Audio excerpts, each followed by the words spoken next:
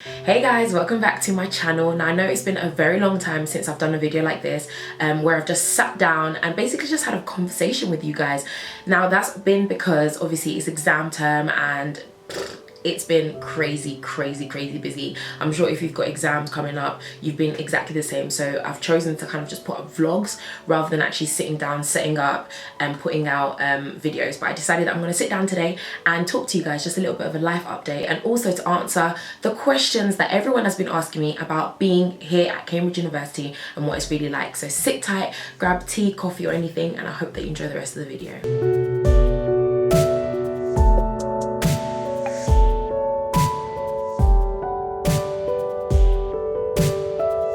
So first and foremost, life update. I don't even know where to start. So much has been happening, so much has been going on. If you have me on Snapchat, you will basically know that I'm always running around doing something. There's always something to be done with NISSYTEE. So hey, it's the life that I chose and it's all part of building the empire. So I really love it and I enjoy it. What happened last weekend, I went to Wahala Comedy, which was an amazing show where I interviewed Eddie Caddy backstage, and I also vlogged that as well, so that will come out very soon. If you have me on Snapchat, you will know that I haven't exactly been in the best of places. I guess because of stress of exams, I've been feeling a bit of pressure with that. Not too much because I deal with exams pretty well, but a little bit of stress, a little bit stressed with exams, a little bit just stressed out in general, people trying to stress me out as well. And just not really feeling myself. And it was only until last week where my beautiful sister, she's not even my friend, she's my sister, Debs, whatever you want to call her, Deborah Albert, she basically just, you know, spoke to me over the phone. And you know when God just speaks through your friends, that's when you know you have amazing friends. Like literally I just felt God speaking to me, and I've been struggling with a few really personal things as well. I feel like obviously we're like family now, so I do want to kind of like tell you, but I don't want to get too much into it because I'll start to cry. But it's a sense of feeling slightly guilty about my best friend who passed away 2 years ago. I don't want to get into it too deep, I'm not going to talk about it, but that's it. Like that's what I've been feeling at the moment, and the devil's just been lying to me. And I just had to have, you know, my friends actually who have been super supportive and basically just telling me that, you know, Nissy, come out of it, the devil's lying to you, you know, it is what it is.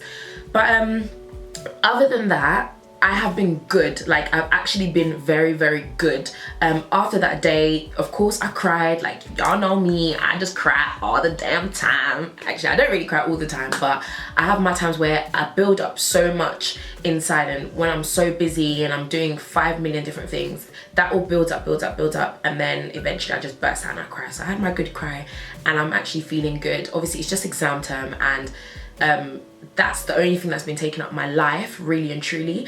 I have, what else do I have to update you guys on? Still no man. I can't believe I just said that, but I know you nosy people would like to ask me such things, especially on Snapchat. Oh, another thing as well, I just got this in the post today.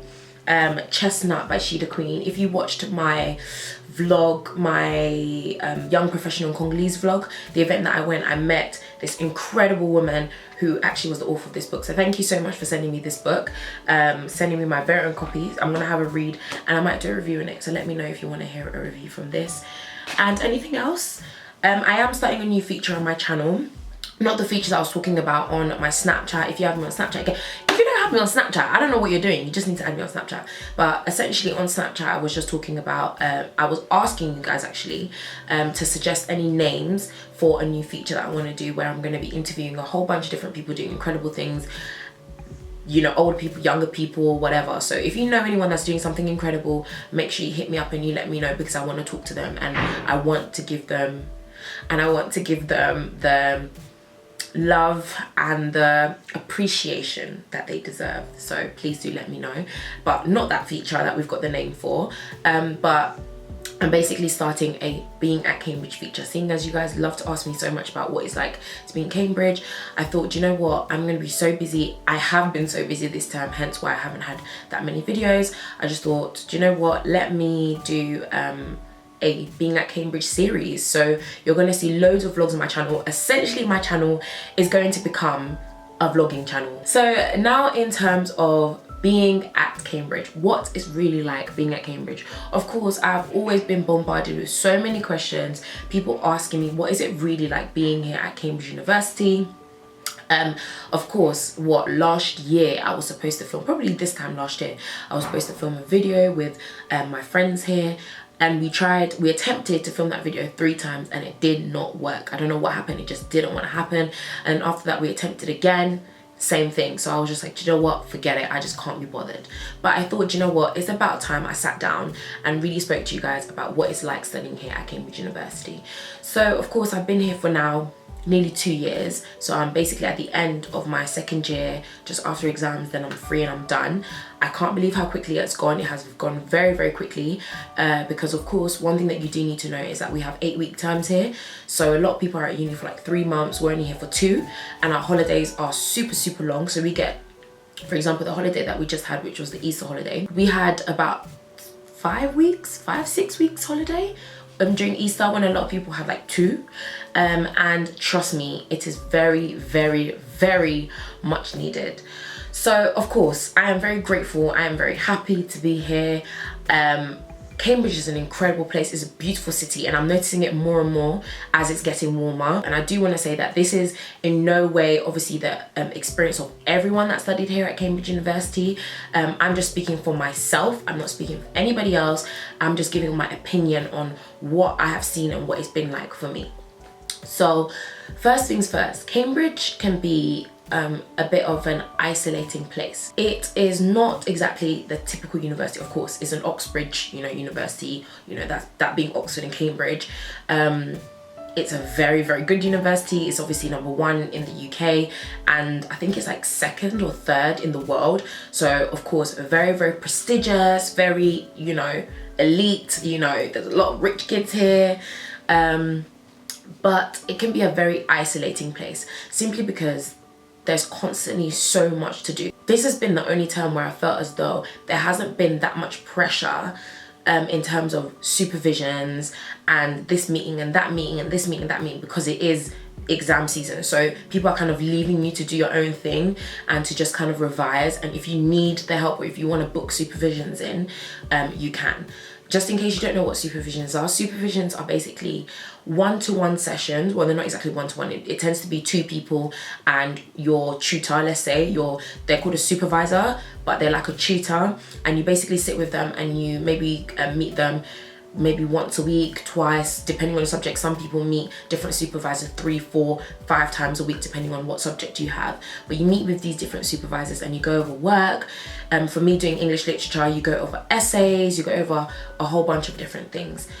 Also, I just want to say that I don't think I'm going to cover everything in this video, but I will be talking about a lot of different aspects of Cambridge, obviously, in my vlogs. So make sure you look out for that if you're interested, especially in applying, because that's another reason as to why I'm talking about it, because I want as many people to be applying to these places as possible, and I want you to be encouraged, especially if you're a person of color. So if you're a Black minority ethnic group, we especially need more of you guys to be applying to places like this, because I'm going to explain in a second exactly why. But yeah, going back to supervisions. So supervisions are basically that they can be quite pressurizing, because it means that you have to prepare work constantly for them. You literally have to make sure that you've got, you've done obviously work for it. So your essays, going over your essays, maybe read up on other things, just a lot. It can be a lot. And because people have so much work to do constantly, it becomes very, I don't know how to explain it, but you tend to be in your room quite a lot, and being within these 4 walls can sometimes make you feel as though you're going crazy. It is not a nice feeling sometimes, hence why I go back home like quite often. I've been back home probably, I don't think I've spent a weekend here, but that was not necessarily because I chose to, but simply because I, for example, have been going up and down for interviews, doing interviews with people and doing things based on my presenting side. But even if I had the choice, I would be going back probably every weekend, because you just need to get away from the Cambridge bubble. There is this huge bubble that sucks you in, and that can be quite difficult. Because it is hard, it is #1 in the country for a reason, so don't expect to come here or to apply and think, nah, it can't be that hard. It is hard. I've explained in my other videos before, this place has made me break down, it's made me cry, it's made me question a lot of things, it's made me, you know, uncomfortable in some ways, some being because I am a woman of color studying here, and I don't know how to explain that in a way to other people. So people that, if you're not someone of color, you're white, Caucasian, or whatever you want to call it. I don't even think, I watched some video that told me that Caucasian isn't even the proper term, so excuse me if you're offended by that term, so I'm sorry. But like, if you're white or whatever, I don't really know how to explain it to you so you can understand from a black woman's perspective. But if you are black and you're watching this, you probably will be able to understand. It can be very isolating, whereby there's no one around you that eats your food. That's number one. And I know it seems like a very small thing, but just not being able to eat what you consider proper home cooked food, as in your traditional food, can be really depressing, because you're in a city that you feel like doesn't really want you here, because it doesn't cater to everybody and it doesn't cater to you. So that's number one. Number two, I never ever ever get my hair done in Cambridge. I have to go all the way back to London to get my hair done. These braids that I've got, these gorgeous, fabulous, lovely, gorgeous braids, but I can't get my hair done in Cambridge because there is nowhere to get your hair done. There is a young lady who studies at Anglia Ruskin. Her name is Shannon, and she has her own hair company. It's called Hair by Shannon, and she does do hair here. I don't know if she does braids and stuff, but she does weaves, and she does it really, really well. But I have like a particular person that does my hair, and that's Makai Hair Aesthetics. Hair Aesthetics. That is my G, my boo, my baby. I miss her so much. Love you, babes, because I know you're gonna watch this, because you always watch my videos just as much as I watch yours. But she's the only person that touches my hair in terms of, you know, doing weave, etc. Braids, I haven't had braids in about 3 years, and this is actually Jennifer's mum. Jennifer also has a YouTube channel, but I can't remember exactly the name, so I'll write it below. But her mum has a salon in East London, so if you want to be hooked up, let me know. She'll hook you up really, really well. Essentially, I don't really trust people like that to do my hair, so I have particular people to do my hair, so I have to go back home to do my hair. And the fact that there's not, even if I did trust somebody, there's not many options in terms of different people doing your hair here, that can be quite upsetting and quite isolating. There's no hair shop here. The one hair shop that did exist here, I don't know if there's another one, please pop up if there is one, but the one hair shop that existed shut down. So even products like edge control, relaxer, creams, hair lotion, whatever, I can't buy them here. So all these little things, they might seem like really insignificant small things to other people, but as a black woman who likes to keep her hair correct, everything snatched, yes, it can be very frustrating. And the more and more you kind of start noticing these things, the more and more you start to feel as though, not even feel, you start to realize that places like this weren't really built for black people. Now calm down and pause before you say, what? How can you say that? How can you blah, blah, blah, blah, blah, blah. Don't worry. I am not saying that black people should not come here. I'm even saying more of you guys need to come here. But what I am saying is that there are things that you see, you experience, that you hear by studying at Cambridge University that makes you realize more and more how much of a white institution this is. Perfect example. English literature. Of course I'm studying English literature, and I understand that it is English literature, so I can't expect to be reading a whole bunch of things from a whole bunch of different people. Of course, I enjoy English literature. I love English literature. I think it's amazing. I absolutely love it. But please tell me why in the 2 years that I've been studying here, I probably have read one person of color, like as in a text by one person of color. I've not read, you know, I don't think I've read anything. And that one person is Edward Said, and he's a literary theorist. And when you do English literature, you have to do the theory part of it as well. So understanding kind of like how language works, understanding different aspects of literature and language and whatever. But all the people that I've read have basically been white men. Now that's just one example. And that in itself can easily push you to be very disinterested in your subject. Now, in my mind, how I expected it to be when I first came here, I thought that Cambridge is the best institution. It is, like I said, #1 in the freaking UK. So I'm thinking, seeing as it's the best, it must be that melting pot of so many different cultures and backgrounds and pulling people from everywhere to have basically the best of the best from the globe, because there are so many international students here. So I thought, okay, if that's the case, then that means that the academic aspect as well would reflect that. But it doesn't, which is a massive shame, which is something that a lot of people have been fighting for, and which is something that I'm raising right now because I feel like it's a massive problem. There was a point where in one of my videos I spoke about how I didn't want to come back because it became very difficult just being here, being away from people like myself, just being away from a community of black people. It became very, very difficult. And one of the other reasons why I didn't want to come back was because I started to feel like I was very disinterested in my subject, which is crazy because I've always loved my subject. But there was a point where I started to feel slightly disinterested simply because I wasn't reading up about women of color, men of color.